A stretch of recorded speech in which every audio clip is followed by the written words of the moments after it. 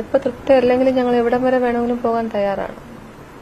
വന്നോണ്ടിരിക്കുകയല്ലേ, അവരുടേതായ അന്വേഷണം നടക്കട്ടെ. ഞങ്ങൾക്കിപ്പോ അതിലിപ്പോ ആയി വന്നിട്ടുള്ളവരല്ല, ഇതിനേക്കാളും കൂടുതൽ പേര് അതിനകത്തുണ്ട്. അവരെ കൂടെ പുറത്തു കൊണ്ടുവരണം. അതിന്റെ ഭാഗത്ത് വേറെ ഒന്നും ഇത്രയും ഒരു 1.25 വർഷം കൊണ്ട് അവിടെ വേറൊരു പ്രോബ്ലം അവൻ ഉണ്ടാക്കിയതായിട്ടോ ഒന്നും അറിയില്ല. ഇൻട്രസ്റ്റോടെ പഠിക്കുന്നുണ്ട്, അത് പഠിച്ച് തീർത്തിട്ട് ഇറങ്ങണമെന്ന് ആഗ്രഹമുണ്ട്. അപ്പൊ എന്തായാലും അവനായിട്ട് അവിടെ ഒരു സംഭവം ഉണ്ടാക്കില്ല എന്ന് എനിക്ക് ഉറപ്പാണ്. സൂയിസൈഡ് ചെയ്യാൻ അവന് കഴിയില്ല. ഇതിന്റെ ഇടയ്ക്ക് എന്തൊക്കെയോ നടന്നിരിക്കുന്നു, അത് അറിയണമല്ലോ. നമ്മുടെ ക്യാമ്പസിൽ ഒരു ജീവൻ കൂടി പൊലിഞ്ഞിരിക്കുന്നു. പ്രതിസ്ഥാനത്ത് സംസ്ഥാനത്തെ പ്രബല വിദ്യാർത്ഥി സംഘടനയായ SFI. അതിക്രൂര പീഡനത്തിനിരയായാണ് സിദ്ധാർത്ഥ് കൊല്ലപ്പെട്ടത്. തൂങ്ങി മരിച്ച നിലയിൽ കണ്ടെത്തിയ മൃതദേഹത്തിൽ പരിക്കുകൾ ഉണ്ടായിട്ടും മരണം ആത്മഹത്യയാക്കാനും ഒതുക്കി തീർക്കാനുമാണ് പോലീസും കോളേജ് അധികൃതരും ശ്രമിച്ചതെന്ന് സിദ്ധാർത്ഥിന്റെ രക്ഷിതാക്കൾ പറയുന്നു. ഇപ്പോൾ ആ അമ്മ പറഞ്ഞതുപോലെ തന്റെ മകൻ ഒരിക്കലും ആത്മഹത്യ ചെയ്യില്ല എന്നവർ ആവർത്തിക്കുകയാണ്. നമ്മുടെ ക്യാമ്പസുകളിൽ എന്താണ് സംഭവിക്കുന്നത്? ഗുണ്ടകൾ അഴിഞ്ഞാടുകയാണോ? മാറണ്ടേ ക്യാമ്പസുകൾ? പരിശോധിക്കാം. സ്വാഗതം.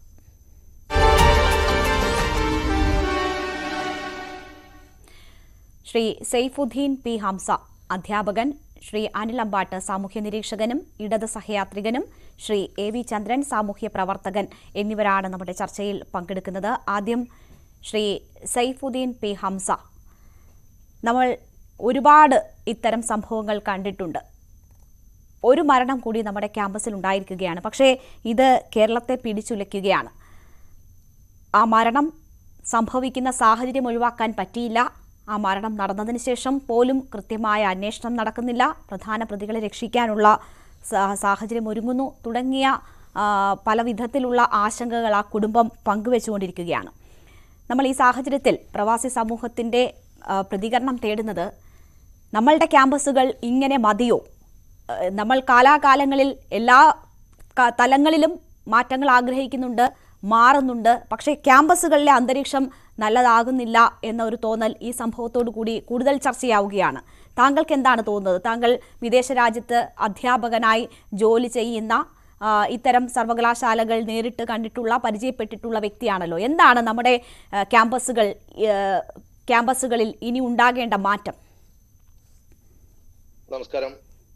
ഈ ഒരു ന്യൂസ് കേട്ടപ്പോൾ വളരെയധികം വിഷമം തോന്നി. ഒരു കുടുംബത്തിന്റെ ആശ്രയവും പ്രതീക്ഷയായിരുന്ന ഒരു വിദ്യാർത്ഥി ക്രൂരമായ റാഗിങ് എന്ന് പറയുന്ന ഒരു വാക്കിന്റെ മലയാള ഒരു പരിവർത്തനം എന്ന് വെച്ചാൽ, തർജ്ജമ എന്ന് പറഞ്ഞു വെച്ചാൽ ക്രൂരമായ വിനോദം എന്നുള്ള ഒരു വിദ്യാർത്ഥിയുടെ ജീവൻ പൊലിയുന്ന തരത്തിലുള്ള ഒരു ക്രൂരമായ വിനോദം നമ്മൾ കാണിച്ചു എന്ന് വെച്ച് കഴിഞ്ഞാൽ നമ്മൾ ഒരു പരിഷ്കൃത സമൂഹത്തിന്റെ ഒരു ഭാഗമാണോ എന്ന് ചിന്തിക്കേണ്ടിയിരിക്കുന്നു.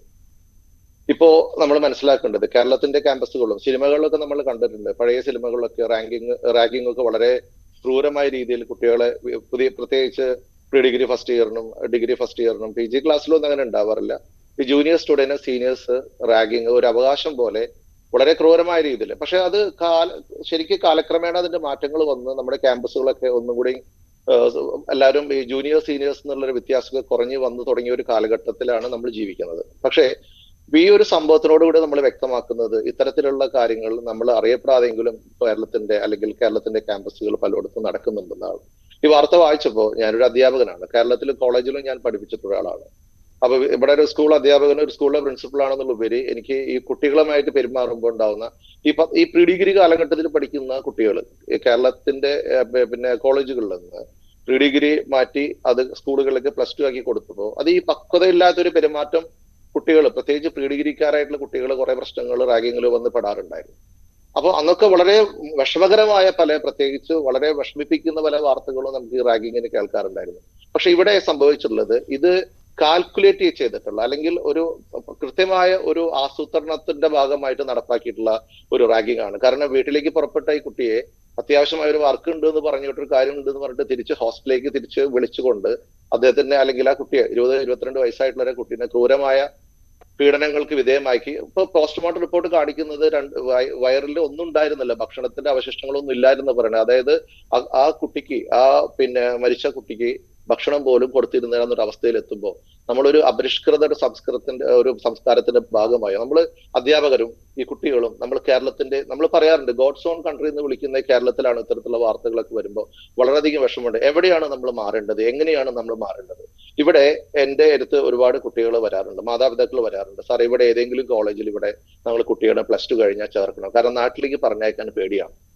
അത്തരത്തിലുള്ള വാർത്തകളാണ് നമ്മുടെ കോളേജ് ക്യാമ്പസുകളിൽ നിന്ന് വരുന്നത്. തീർച്ചയായിട്ടും ഇപ്പൊ ഇവിടെ വിദേശ രാജ്യങ്ങളിലെ ഉന്നത വിദ്യാഭ്യാസം വളരെ പ്രയാസമേറിയ ഒരു കാലമാണ്. നല്ല യൂണിവേഴ്സിറ്റികളൊക്കെ ഉണ്ടെങ്കിൽ പോലും നല്ല രീതിയിൽ കാശ് കൊടുക്കണം.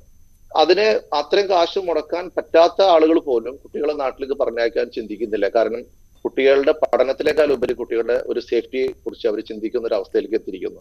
ഈ ഒരു അവസ്ഥ നമ്മൾ മാറിയില്ലെങ്കിൽ നമ്മുടെ കേരളത്തിന്റെ കലാലയങ്ങൾ അത്തരം ആശങ്കകൾ ഉയരുന്ന കാലമാണ്. തീർച്ചയായും ഞാൻ താങ്കളിലേക്ക് തിരിച്ചെത്താം. ശ്രീ അനിൽ അമ്പാട്ട്, നമ്മൾ കലാലയ രാഷ്ട്രീയം വേണമോ വേണ്ടയോ എന്ന കാര്യം ചർച്ച ചെയ്തിട്ടുണ്ട്.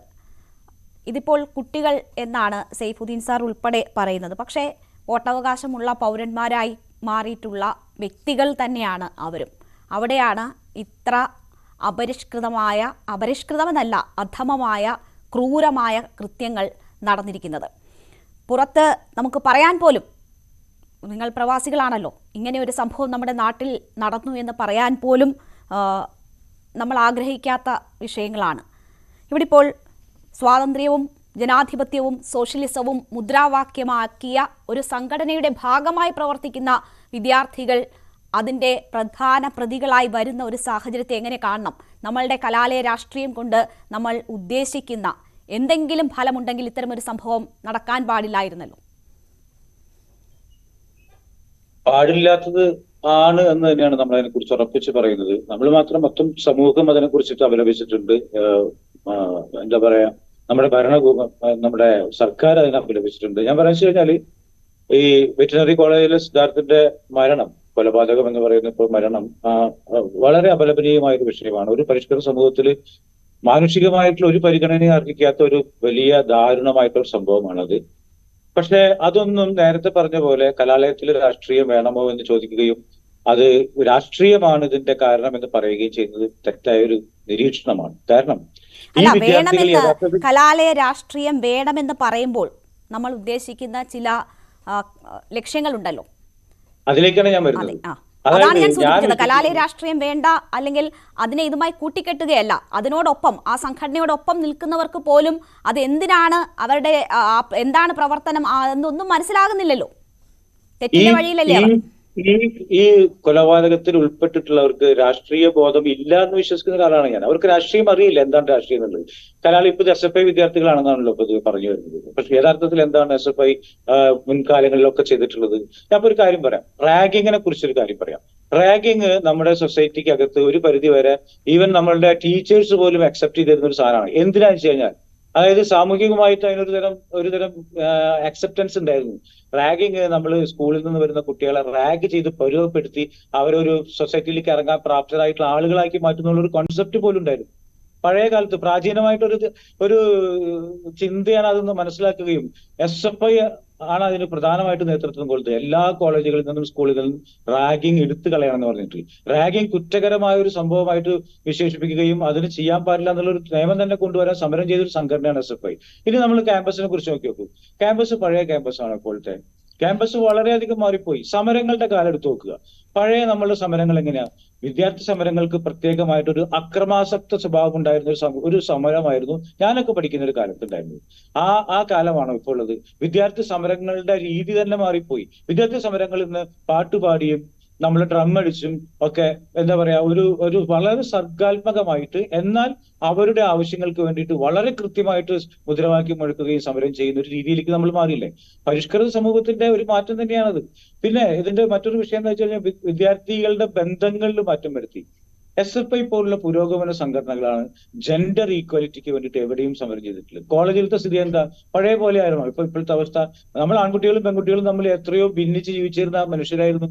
ഇപ്പോ വളരെ സൗഹൃദത്തോടെയും വളരെ ഫ്രണ്ട്ലി ആയിട്ട് ജീവിക്കുന്ന ക്യാമ്പസുകളല്ല ഇപ്പോഴും. ഇപ്പൊ ഈ സംഭവിച്ചെന്ന് പറയുന്നത് ഇത് ഒരു സംഘടനയുടെ വിഷയമൊന്നുമല്ല, അല്ലെങ്കിൽ രാഷ്ട്രീയത്തിന്റെ പ്രശ്നവുമല്ല. നമുക്കിടയിൽ ചില ക്രിമിനലൈസ് ചെയ്യപ്പെട്ടുള്ള ആളുകളുണ്ട്, സൈക്കോപ്പത്ത് ആയിട്ടുള്ള ആളുകളുണ്ട്. ഞാൻ ഒരു ഉദാഹരണം പറയാം, വിദ്യാർത്ഥികൾക്കിടയിൽ മാത്രമാണ്. ശ്രീ അമ്മ അനിലമ്പാട്ട്, മകനെ കൊല്ലുന്ന അങ്ങനെയുള്ള എത്ര ആളുകളെ സംഭവങ്ങളുണ്ട് ഇവിടെ? തിരിച്ചറിയാൻ ഒരു സംഘടനയായി പ്രവർത്തിക്കുമ്പോൾ അതിലുള്ളവർക്ക് കഴിയുന്നില്ല, അവരെ തിരുത്താൻ കഴിയുന്നില്ല എന്നതിന് നമ്മൾ എങ്ങനെ കാണണം? നമുക്കറിയാം അല്ല, ഇത് സർക്കാരിന്റെ ആകസ്മികമായിട്ടുള്ള ഒരു ഇല്ല, സംഭവം- ഞാൻ ഇതിനെ ഒന്ന് ആകസ്മികമായിട്ടുള്ള സംഭവമായിട്ട് പൂർത്തിയാക്കിക്കോട്ടെ. വിശ്വസിക്കാൻ കഴിയുമോ? ഇത് ആരെയും ഒരു കുറ്റപ്പെടുത്താനല്ല. രാഷ്ട്രീയ തീരുമാനവും ഇതിന്റെ പിന്നിലില്ല. അല്ല, ഞാൻ ആ രീതിയിലല്ല, ഒരു ഇതിന്റെ കാര്യം രാഷ്ട്രീയമല്ല ഒരു പ്ലാൻഡ് പ്രോഗ്രാമും അല്ല. ശ്രീ ഇതൊരു അനിലമ്പാട്ട്, രാഷ്ട്രീയ നമ്മൾ സംഭവം. ഇതിന്റെ രാഷ്ട്രീയമല്ല ചർച്ച ചെയ്യുന്നത്, അല്ലെങ്കിൽ അങ്ങനെ ഒരു ചർച്ചയല്ല നമ്മൾ ഉദ്ദേശിക്കുന്നത്. നോക്കൂ, കലാലയങ്ങളിൽ രാഷ്ട്രീയം ഉണ്ടാകുമ്പോൾ കുട്ടികളെ ഏതൊക്കെ നിലയിൽ അവരെ പരുവപ്പെടുത്തണം, അവരെ ഏതൊക്കെ നിലയിൽ നയിക്കണം, ഏതൊക്കെ വിഷയങ്ങളിൽ, അല്ലെങ്കിൽ അവരെ എങ്ങനെ പ്രബുദ്ധരാക്കണം എന്നതൊക്കെയുള്ള തരത്തിലാണല്ലോ ആ സംഘടന, അതിന്റെ പ്രവർത്തനങ്ങൾ അതൊക്കെ ഉള്ളത്. പക്ഷേ അപ്പോൾ പോലും ഈ ആളുകൾ ലഹരിക്ക് അടിമയായിരുന്നു എന്ന തരത്തിലുള്ള വാർത്തകളുണ്ട്. നമുക്കറിയാം സർക്കാരിന്റെ നേതൃത്വത്തിൽ പോലും ലഹരി വിരുദ്ധ ക്യാമ്പയിൻ എത്ര ഭംഗിയായി കൊണ്ടുപോകുന്നുണ്ട് എന്ന്.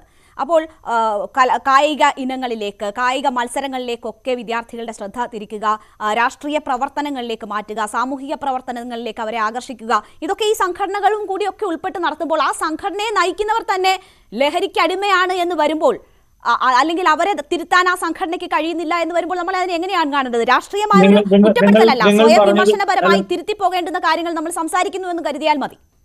ആണ്, ഞാൻ അത് തന്നെയാണ് പറയുന്നത്. ഞാൻ പറഞ്ഞല്ലോ, ഞാൻ ആദ്യമേ പറഞ്ഞല്ലോ, തള്ളിക്കളയുന്ന അല്ലെങ്കിൽ വളരെ മൃഗീയമായിട്ടൊരു സമീപനമായിരുന്നു ചെയ്യാൻ പാടില്ലാത്തത് ഞാൻ പറഞ്ഞല്ലോ.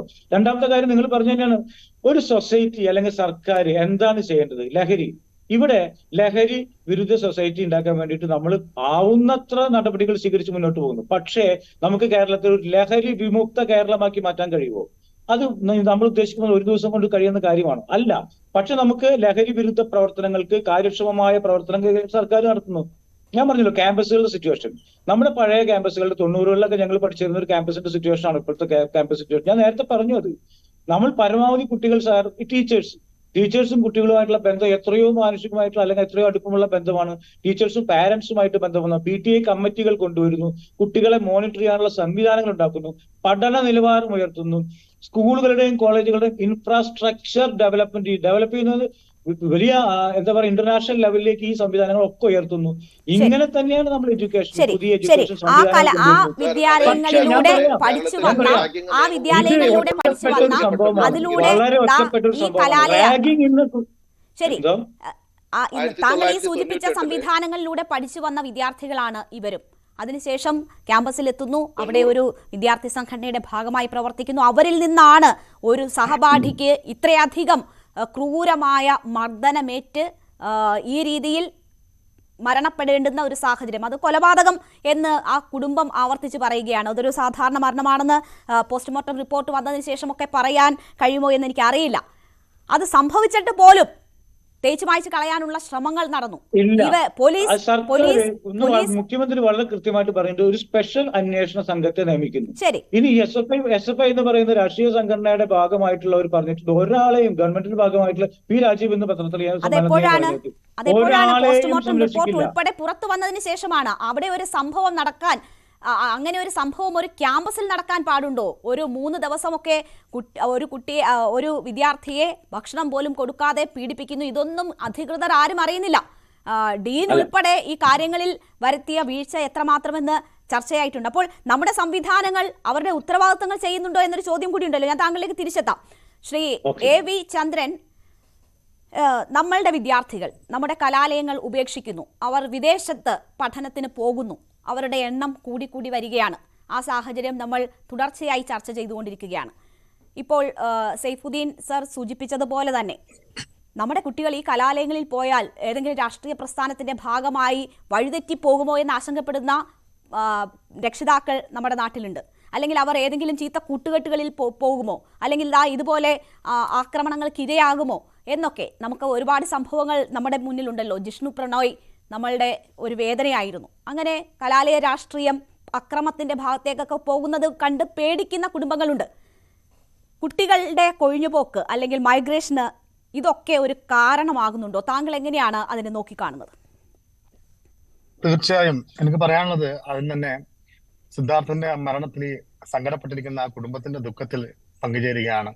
ഒപ്പം തന്നെ ജിഷ്ണു മുതൽ സിദ്ധാർത്ഥ് വരെയുള്ള നിരവധി ദാരുണമായ സംഭവങ്ങൾ നമ്മുടെ കലാലയങ്ങളിൽ സംഭവിക്കുന്നത് എന്തുകൊണ്ടാണ് രാഷ്ട്രീയ അതിപ്രസരം എന്ന് പറഞ്ഞ ഒറ്റ വാക്കില് കലാലയ രാഷ്ട്രീയത്തിന്റെ അതിപ്രസരം കൊണ്ടാണ് ഇത്തരം സംഭവങ്ങൾ നടക്കുന്നത് എന്ന് നമുക്ക് ഒറ്റ വാക്കിൽ പറയാൻ പറ്റത്തില്ല. കാരണം നമ്മുടെ ഇന്നത്തെ കേരളത്തിന്റെ മുഖ്യമന്ത്രി മാത്രമല്ല, കേരളത്തിന്റെ പ്രതിപക്ഷ നേതാവും കേരളത്തിൽ ഉയർന്നു വന്ന പല രാഷ്ട്രീയ നേതാക്കളും കലാലയ രാഷ്ട്രീയത്തിലൂടെ കടന്നു വന്ന എത്രയോ സമരങ്ങൾ നയിച്ച പ്രഗത്ഭരായ നേതാക്കന്മാരാണ്.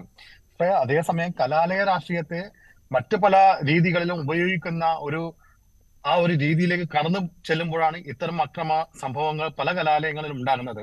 സ്വാതന്ത്ര്യം, ജനാധിപത്യം, സോഷ്യലിസം എന്നൊക്കെ മുദ്രാവാക്യങ്ങൾ ഉയർത്തിക്കൊണ്ട് അവരുടെ കോട്ടകളാക്കി മാറ്റി, ചില കലാലയങ്ങൾ അവരുടെ കോട്ടകളാക്കി മാറ്റിക്കൊണ്ടുള്ള രാഷ്ട്രീയ പ്രവർത്തനം, മറ്റു രാഷ്ട്രീയ അല്ലെങ്കിൽ വിദ്യാർത്ഥി സംഘടനാ പ്രവർത്തകർക്ക് സ്വാതന്ത്ര്യം നൽകാതെ, പ്രവർത്തന സ്വാതന്ത്ര്യം നൽകാതെ സ്വന്തം സ്വേച്ഛാധിപത്യമായ രീതിയിലുള്ള സംഘടനാ പ്രവർത്തനം നടപ്പാക്കുമ്പോഴാണ് അവരെ ചോദ്യം ചെയ്യാനാവാത്ത വിധത്തിൽ അവിടുത്തെ കോളേജിലെ അധ്യാപകരും പ്രിൻസിപ്പാളും ഡീൻ അടക്കമുള്ളവർ നിസ്സഹായരായി നിൽക്കുമ്പോഴാണ് ഇതുപോലുള്ള ദാരുണമായ സംഭവങ്ങൾ നടക്കുന്നത്. ശരിയാണ്, ഞാൻ ഇതുപോലുള്ള കലാലയത്തിൽ പഠിച്ചു വന്ന ഒരു വ്യക്തിയാണ്. നമ്മുടെ കലാലയത്തിലും റാഗിംഗ് ഉണ്ടായിരുന്നു. റാഗിംഗ് എന്നത് അന്ന് കുട്ടികൾക്ക് സ്റ്റേജ് ഫിയറിംഗ് ആ ഒരു സഭാകമ്പം മാറുന്നതിനുള്ള ഒരു സംഭവമായിട്ട് മാത്രമേ, അതിനപ്പുറത്തേക്ക് ഒരു പരിധിക്കപ്പുറത്തേക്ക് റാഗിങ്ങിനെ പോകാൻ അന്നത്തെ കാലഘട്ടത്തിലെ വിദ്യാർത്ഥി സംഘടനാ നേതാക്കന്മാരും പ്രവർത്തകരും അനുവദിച്ചിരുന്നില്ല. എന്നാൽ ഇന്ന് ഞാൻ നേരത്തെ സൂചിപ്പിച്ചതുപോലെ ഒരു വിദ്യാർത്ഥി സംഘടനയ്ക്ക് മാത്രം അപ്രമാദിത്വമുള്ള ചില കലാലയങ്ങളിലാണ് ഇത്തരം റാഗിങ്ങുകളും ഇത്തരം തോന്നിയവാസങ്ങളും തെമ്മാടിത്തങ്ങളും അരങ്ങേറുന്നത്. എന്തുകൊണ്ടാണ് നമ്മുടെ കേരളത്തിൽ നിന്ന് നിരവധിയായ കുട്ടികൾ അബ്രോഡിലേക്ക് പോകുന്നത്? മൈഗ്രേറ്റ് ചെയ്യാണ്. ഉന്നത പഠനത്തിനായി UK-യിലും കാനഡയിലും ഓസ്ട്രേലിയയിലേക്കും കുട്ടികൾ ക്യൂ നിൽക്കുകയാണ് ഉന്നത പഠനത്തിന് വേണ്ടിയിട്ട്. കേരളത്തിൽ സൗകര്യങ്ങൾ ഇല്ലാഞ്ഞിട്ടല്ല, അല്ലെങ്കിൽ ബാംഗ്ലൂരിൽ സൗകര്യങ്ങൾ ഇല്ലാഞ്ഞിട്ടല്ല. കേരളത്തിലെ കലാലയ അന്തരീക്ഷം ഇത്രയും കലുഷിതമായ ഒരു കാലഘട്ടത്തിൽ സാധാരണക്കാരായ പ്രവാസികളായ രക്ഷിതാക്കൾ തികച്ചും ആശങ്കാകുലരാണ്. കാരണം അവർക്ക് അവരുടെ കുട്ടികളെ സ്വതന്ത്രമായി ധൈര്യമായി ഒരു കോളേജിലെ ക്യാമ്പസിലേക്ക് പഠിക്കുവാൻ വിടാനും ആ ഹോസ്റ്റലിൽ താമസിപ്പിക്കുവാനും ധൈര്യമില്ല. അത്തരം ഒരു അവസ്ഥയിലേക്കാണ് നമ്മുടെ കേരളത്തിലെ ക്യാമ്പസുകൾ പലതും എത്തിച്ചത്. ഉന്നത വിദ്യാഭ്യാസ രംഗത്തിന്റെ ശോചനീയമായ അവസ്ഥ നാം കണ്ടു. ഇപ്പോഴാണ് വിദേശ സർവകലാശാലകൾക്ക് കേരളത്തിൽ അനുമതി കൊടുക്കുവാൻ വേണ്ടി കേരള ഗവൺമെന്റ് തയ്യാറായത്. ഇതിൽ 15 വർഷം മുമ്പ് TP ശ്രീനിവാസൻ സാർ പറഞ്ഞതാണ് സ്വകാര്യ വിദേശ സർവകലാശാലകൾ നമ്മൾ കേരളത്തിലും അനുവദിക്കണമെന്നുള്ളത്. അന്ന് അദ്ദേഹത്തിന്റെ മുഖത്ത് അടിച്ച അതേ പ്രസ്ഥാനത്തിന്റെ പിന്മുറക്കാരാണ് ഇന്ന് സിദ്ധാർത്ഥന്റെ മരണത്തിന് പിന്നിലുള്ളത് എന്ന് നാം കാണാതിരുന്നുകൂടാ. ശരി, ശ്രീ സൈഫുദ്ദീൻ P. ഹംസ, റാഗിംഗ് അതിനെതിരെ നിയമം ശക്തമാണ്, ബോധവൽക്കരണമുണ്ട്. അതിനുശേഷം പോലും ഇത്തരം സംഭവങ്ങൾ നമ്മളുടെ ക്യാമ്പസുകളിൽ തുടർക്കഥയാവുകയാണ്.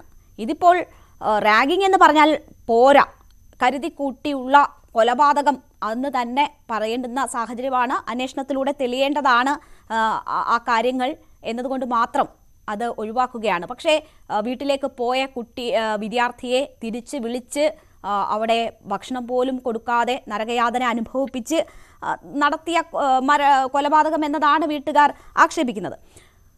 അപ്പോൾ നമ്മളുടെ സമൂഹത്തിൽ എങ്ങനെയാണ് ഇനി മാറ്റം വരിക? നിയമമുണ്ട്, ബോധവൽക്കരണമൊക്കെ നടക്കുന്നു, പക്ഷേ അറിഞ്ഞും അറിയാതെയും ഇത് തുടരുന്നു, അല്ലെങ്കിൽ അതിൻ്റെ ഏറ്റവും മോശമായ തലത്തിലേക്ക് ഇത്തരം പ്രവർത്തനങ്ങൾ എത്തി നിൽക്കുന്നു. അവരെ സംരക്ഷിക്കുന്നവരായി അധികൃതർ മാറുന്ന ഒരു സാഹചര്യം. നമ്മൾക്ക് ഈ ഒരു സോഷ്യൽ റെസ്പോൺസിബിലിറ്റി എന്ന് പറയുന്ന ഒരു സംഭവം നമ്മളുടെ ഓരോരുത്തരും നിക്ഷിപ്തമാണ്. കോളേജിലത്തെ ഒരു അവസ്ഥ എന്ന് വെച്ച് കഴിഞ്ഞാൽ ഇപ്പൊ നോക്കൂ, ഇപ്പൊ ഈ സിദ്ധാർത്ഥന്റെ കാര്യം തന്നെ നോക്കുമ്പോൾ ഒരു മോബ് ട്രയൽ നടന്നിരിക്കുന്നു ഈ കുട്ടിയുടെ റാഗിങ് ചെയ്യുന്നതിന് മുമ്പ്. കാരണം 100-ലധികം ആളുകൾ നോക്കി നിൽക്കുന്ന ഒരു സാഹചര്യത്തിൽ വളരെ ക്രൂരമായ റാഗിങ്ങിന് വിധേയമാക്കി ഒരു ആൾ പോലും ആ കുട്ടിയെ സംരക്ഷിക്കാൻ വന്നില്ല. അവിടെ അധ്യാപകരുണ്ടാവാം, ഹോസ്റ്റലിലെ വാർഡന്മാരുണ്ടാവാം, എന്തുകൊണ്ട് ഒരാൾ ഈ കുട്ടീനെ രക്ഷിക്കാൻ വന്നില്ല? അപ്പൊ ഇതാണ് നമ്മൾ ചിന്തിക്കേണ്ടത്. നമ്മളൊരു കാഴ്ചക്കാരായി നോക്കി നിൽക്കുന്ന ഒരു അവസ്ഥ ഇന്ന് ഉണ്ടാവുന്ന ഒരു സംഭവം എന്ന് വെച്ചാൽ ഇത്തരത്തിലുള്ള കാര്യങ്ങൾ ക്യാമറയിലും കാര്യങ്ങളൊക്കെ പകർത്തി യൂട്യൂബിലും മറ്റിട്ടിട്ട് റേറ്റിംഗ് കൂട്ടാൻ നോക്കുന്ന ഒരു സമൂഹത്താണ് നമുക്കുള്ളത്. കുട്ടികളിലാണെങ്കിലും അതുപോലെ നമ്മൾ അധ്യാപകരിലാണെങ്കിലും. ഞാൻ കേരളത്തിൽ പ്രശസ്തമായ ഒരു കലാലയത്തിൽ പഠിച്ചിട്ടുള്ളതാണ് 7 കൊല്ലം. അത് നല്ല പ്രഗത്ഭരായ അധ്യാപകരുടെ കൂടെ വിദ്യാർത്ഥി സംഘടനകൾക്ക് ഞാൻ അവർ പ്രവർത്തിച്ചിട്ടുണ്ട്. എല്ലാ തരത്തിലും പിന്നെ ഒരു വിദ്യാർത്ഥി ലൈഫ് ആസ്വദിച്ച ഒരാളാണ് ഞാൻ.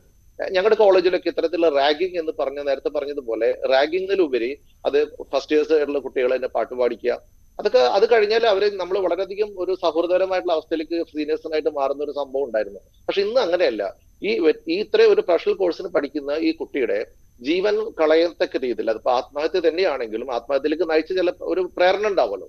അതല്ലാണ്ട് ഈ കുട്ടിക്ക് ആത്മഹത്യ ചെയ്യേണ്ട ഒരു കാരണമില്ല, വീട്ടിലില്ല, അല്ലെങ്കിൽ വേറെ ഒരു സാഹചര്യം ഇല്ല എന്ന് മാതാപിതാക്കൾ തന്നെ ആവർത്തിച്ച് പറയുമ്പോൾ എന്താണ് ഇതിലേക്ക് ആത്മഹത്യ? അപ്പൊ ഈ കോളേജിലെ സാഹചര്യം, ഈ സാഹചര്യത്തിന് എത്തുന്ന മുമ്പ് അവിടുത്തെ അധ്യാപകരും അവിടുത്തെ വേണ്ടപ്പെട്ട അധികൃതരും എന്തുകൊണ്ട് ഇതിനെ കുറിച്ച് ഒരു അന്വേഷണം നടന്നില്ല? ഇതൊരു സുപ്രഭാതത്തിൽ പൊട്ടി, അതായത് വാലന്റൈൻസ് ഡേയുമായി ബന്ധപ്പെട്ട ഒരു പ്രശ്നമാണ് ഇതിലേക്ക്. നമ്മുടെ സാമൂഹിക സാഹചര്യങ്ങൾ കൂടി മാറേണ്ടിയിരിക്കുന്നു. നമ്മുടെ സംവിധാനങ്ങൾ ആകെ പരാജയപ്പെട്ടതിന്റെ ഒരു ഉദാഹരണമായി ഈ സംഭവം മാറുകയാണോ? അപ്പോൾ അങ്ങനെ ഒരു പോയിന്റ് കൂടി പറയട്ടെ, ഒരു പോയിന്റ് കൂടി ഞാൻ പറഞ്ഞോട്ടെ. അതായത് അധ്യാപകർക്ക് ഇതിൽ ഒത്തിരി കാര്യങ്ങൾ ചെയ്യാൻ പറ്റും. ഈ സംഘടനകൾ, കലാലയ രാഷ്ട്രീയം അത് ഒരു പരിധി വിട്ട് കഴിഞ്ഞാൽ അത് അക്രമം തന്നെയാണ്. പക്ഷെ അതേസമയം കലാലയ രാഷ്ട്രീയത്തിലൂടെ കുട്ടികൾക്ക് ഒരുപാട് ലീഡർഷിപ്പും ഒരുപാട് ഗുണങ്ങളും, ഇപ്പൊ നേരത്തെ അദ്ദേഹം സൂചിപ്പിച്ച പോലെ കേരളത്തിന്റെ പല മുഖ്യമന്ത്രിമാരും പ്രധാനപ്പെട്ട മന്ത്രിമാരും ഇപ്പോ കേരളത്തിൽ ഇന്ന് പല മന്ത്രിമാരും നമ്മൾ കലാലയ രാഷ്ട്രീയത്തിലൂടെ വന്നിട്ടുള്ളവരാണ്. അവരൊക്കെ അതിപ്രഗത്ഭരായിട്ടുള്ള പ്രശസ്തരായിട്ടുള്ള കലാലയങ്ങളിലൂടെ പഠിച്ചു വളർന്നിട്ടുള്ള ആൾ തന്നെയാണ്. അപ്പൊ കലാലയ രാഷ്ട്രീയം നിരോധിക്കണം എന്നല്ല പറയണത്,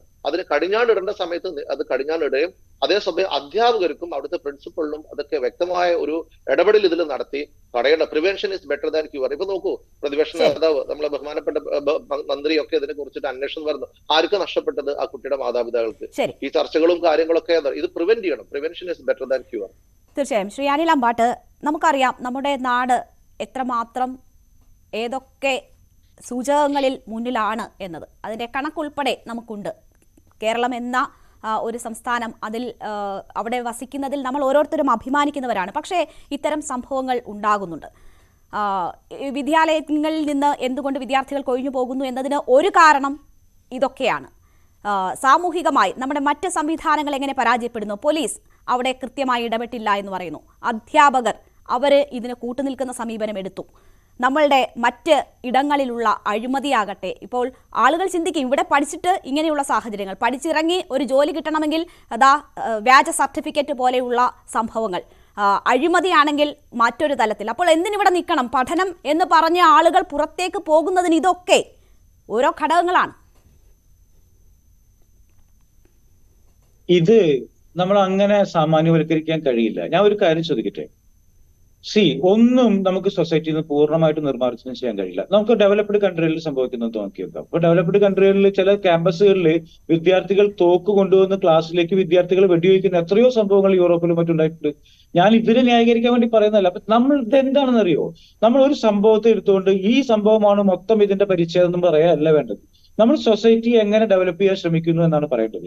അതിനുവേണ്ടിയാണ് ഞാൻ നേരത്തെ പറഞ്ഞത്, റാഗിംഗ് തന്നെ കുറ്റകരമാക്കുന്നു, സ്കൂൾ കോളേജുകളിൽ അവരുടെ പഠന നിലവാരം ഉയർത്തുന്നു, വിദ്യാർത്ഥികളും രക്ഷിതാക്കളും ടീച്ചേഴ്സും തമ്മിലുള്ള ബന്ധം വികസിപ്പിക്കുന്നു, സാമൂഹികമായിട്ട് അവരെ കണക്ട് ചെയ്യിപ്പിക്കാനുള്ള എല്ലാവിധ സംവിധാനങ്ങളും ഉണ്ടാക്കുന്നു, നല്ല ഇൻഫ്രാസ്ട്രക്ചർ നിർമ്മിക്കുന്നു. ഇങ്ങനെ സോഷ്യലി ഇതിനെ ചേഞ്ച് ചെയ്യുക എന്നുള്ളതാണ് ഇതിനുള്ള സൊല്യൂഷൻ. ഞാൻ വേറൊരു കാര്യം പറയട്ടെ. നമുക്കിപ്പോ ഒരു പ്രശ്നമുണ്ട്, സാമൂഹികമായിട്ട് നമുക്ക് വളരെ പ്രശ്നങ്ങളുണ്ട്. ലഹരി ഒരു ഇഷ്യൂയാണ്. ലഹരി നിർമ്മാർജ്ജനം നമുക്ക് ഇതുവരെ ചെയ്യാൻ കഴിഞ്ഞിട്ടില്ല. പക്ഷെ ഞാൻ ഒരു കാര്യം പറയാം, നമ്മൾ ഈ സാങ്കേതികമായിട്ട് വളരെ മുന്നോട്ട് പോയ ഒരു സൊസൈറ്റിയാണ് മലയാളികൾ, പ്രത്യേകിച്ചിട്ട് അറിവിന്റെ കാര്യത്തിൽ. പക്ഷെ സാംസ്കാരികമായിട്ട് നമ്മൾ അത്ര തന്നെ ഉയർന്നിട്ടുണ്ടോ എന്ന് ചോദിച്ചു കഴിഞ്ഞാൽ ഇല്ല എന്നാണ് ഇത്തരം സംഭവങ്ങൾ കാണിക്കുന്നത്. ഇതൊരു സാംസ്കാരിക പ്രശ്നമാണ്, നമ്മുടെ സംസ്കാരത്തിന്റെ പ്രശ്നം. വാലന്റൈൻസ് ഡേയിൽ പെൺകുട്ടികളുമായിട്ട് അവർക്ക് എന്തെങ്കിലും അതിനെ വേറൊരു രൂപത്തിൽ കാണുന്ന ഒരു തരം സൊസൈറ്റി വളർന്നു വരിക, ഇതൊക്കെ കോളേജിൽ നിന്ന് ഇല്ലാണ്ട്. ഇപ്പൊ SFIനെ കുറിച്ച് പറയുകയാണെങ്കിൽ ഏറ്റവും ലിബറൽ ആയിട്ടുള്ള ഒരു സൊസൈറ്റി കൊണ്ടുവരാൻ വേണ്ടിയിട്ട് ഏറ്റവും ഒന്നാമതായിട്ട് സംസാരിക്കും. SFIയുമായി ബന്ധപ്പെട്ട് തുടർച്ചയായി ഉണ്ടാകുന്ന, അതിന്റെ ഏറ്റവും പ്രധാനപ്പെട്ട ആളുകളുമായി ബന്ധപ്പെട്ടുണ്ടാകുന്ന സംഭവങ്ങളാണ് വ്യാജ സർട്ടിഫിക്കറ്റ് ആയാലും മറ്റ് അക്രമ സംഭവങ്ങളായാലും ഒക്കെ ഞാൻ ചൂണ്ടിക്കാട്ടുന്നത്. ഞാൻ താങ്കളിലേക്ക് തിരിച്ചു വരാം. OPD വിവാദവും താങ്കളുടെ ശ്രദ്ധയിൽ ഉണ്ടായിരുന്നിരിക്കുമല്ലോ. ശ്രീ AV ചന്ദ്രൻ, ഇവിടെ ഇപ്പോൾ വിദേശ സർവകലാശാല കൊണ്ടുവന്ന് വിദ്യാർത്ഥികളുടെ പുറത്തേക്കുള്ള പോക്കൊക്കെ പിടിച്ചു നിർത്താനുള്ള സർക്കാർ ശ്രമങ്ങൾ ഉണ്ടായിരുന്നു. പക്ഷേ SFIയുടെ ഭാഗത്തു നിന്ന് തന്നെയൊക്കെയുള്ള എതിർപ്പിനെ തുടർന്ന് അതിൽ നിന്ന് പിൻവാങ്ങുകയായിരുന്നു. അപ്പോൾ വിദ്യാർത്ഥികൾ പുറത്തേക്ക് പോകുന്നത് തടയണമെങ്കിൽ നമ്മളുടെ കലാലയങ്ങൾ മാറണം, നമ്മളുടെ സാമൂഹിക സാഹചര്യങ്ങൾ മാറണം എന്നതല്ലേ ഈ സംഭവം നമ്മളെ ഓർമ്മിപ്പിക്കുന്നത്? കലാലയങ്ങൾ കുറച്ചും കൂടി സർഗാത്മകമായി ചിന്തിക്കണം, ആ രീതിയിൽ പ്രവർത്തിക്കണം. എങ്കിൽ മാത്രമേ നമ്മുടെ വിദ്യാർത്ഥികളെ നമ്മുടെ ഈ സംസ്ഥാനത്ത് പിടിച്ചു നിർത്താൻ പറ്റൂ. കാരണം ഇതുപോലെ സ്വേച്ഛാധിപത്യപരമായ ഏകാധിപത്യപരമായ സംഘടനാ സ്വാതന്ത്ര്യം കൊടുക്കാത്ത വിദ്യാർത്ഥികൾക്ക് വിദ്യാർത്ഥികളുടെ രീതിയിൽ ചിന്തിക്കാനും പ്രവർത്തിക്കാനും അനുവദിക്കാത്ത സാഹചര്യം നമ്മുടെ കേരളത്തിലെ ക്യാമ്പസുകൾ നിലനിൽക്കുന്നിടത്തോളം കാലം നമ്മുടെ വിദ്യാർത്ഥികൾ ഈ സംസ്ഥാനം വിട്ട് മറ്റു സംസ്ഥാനങ്ങളിലേക്കും അല്ലെങ്കിൽ വിദേശ രാജ്യങ്ങളിലെ സർവകലാശാലകളിലേക്കും പഠനത്തിന് വേണ്ടി പോകുന്നുള്ളത് നമുക്ക് ഒരിക്കലും തടയാൻ പറ്റത്തില്ല. ഇനി എത്ര തന്നെ വിദേശ സർവകലാശാലകൾ നമ്മുടെ നാട്ടിലേക്ക് കൊണ്ടുവന്നാലും ഈ ഒരു ചിന്താഗതിക്ക് മാറ്റം വരാതെ നമ്മുടെ സംസ്ഥാനത്ത് നിന്ന് നമ്മുടെ സ്റ്റുഡൻസിന് ഒരിക്കലും ഒരു ഫ്യൂച്ചർ ഉണ്ടാവാൻ സാധ്യതയില്ല. കാരണം നമുക്കറിയാം, ലഹരി മുക്തമാക്കണം നമ്മുടെ സംസ്ഥാനം. നമ്മുടെ ലഹരി കിട്ടാതെ MDM പോലെ അല്ലെങ്കിൽ മറ്റ് ലഹരി മരുന്നുകൾ കിട്ടാത്ത മുക്കും മൂലയും ഇല്ല നമ്മുടെ നാട്ടില്. ഒരു പരിധി വരെ നമുക്കത് കൺട്രോൾ ചെയ്യാൻ പറ്റുന്നില്ല. ഒരു കാരണവശാലും കോളേജിന്റെ ക്യാമ്പസിനകത്ത് അത് കയറ്റാൻ പാടില്ല എന്ന രീതിയിലേക്ക് അധ്യാപക സമൂഹവും വിദ്യാർത്ഥി സമൂഹവും ഉണർന്ന് പ്രവർത്തിച്ചാൽ മാത്രമേ കലാലയം ശരി. എന്തായാലും ഈ സംഭവത്തിൽ ഉൾപ്പെട്ടവരെ ഇപ്പോൾ ആ സംഘടന തള്ളിപ്പറഞ്ഞിട്ടുണ്ട്. അത് ഏറ്റവും ആത്മാർത്ഥമായിട്ടാകണം. അതിന്റെ മറ്റുള്ള നടപടികൾ ഏറ്റവും കൃത്യമായി മുന്നോട്ട് പോകുന്നു എന്ന് ഉറപ്പാക്കണം. നേരത്തെ സൂചിപ്പിച്ചതുപോലെ പ്രത്യേക അന്വേഷണ സംഘമൊക്കെ രൂപീകരിച്ചിട്ടുണ്ട്. എല്ലാ കുറ്റവാളികളും ശിക്ഷിക്കപ്പെടണം. അത് ഇത്തരത്തിൽ പ്രവർത്തിക്കുന്നവർക്കുള്ള ഒരു കൃത്യമായ മുന്നറിയിപ്പായി മാറട്ടെ എന്ന് നമുക്ക് ആശിക്കാം. വളരെ നന്ദി. ചർച്ചയിൽ പങ്കെടുത്ത എല്ലാ അതിഥികൾക്കും. ഗൾഫ് 18 പ്രവാസി ശബ്ദം ഇന്നിവിടെ പൂർണ്ണമാകുന്നു. മറ്റൊരു വിഷയമായി ഇനി നാളെ കാണാം.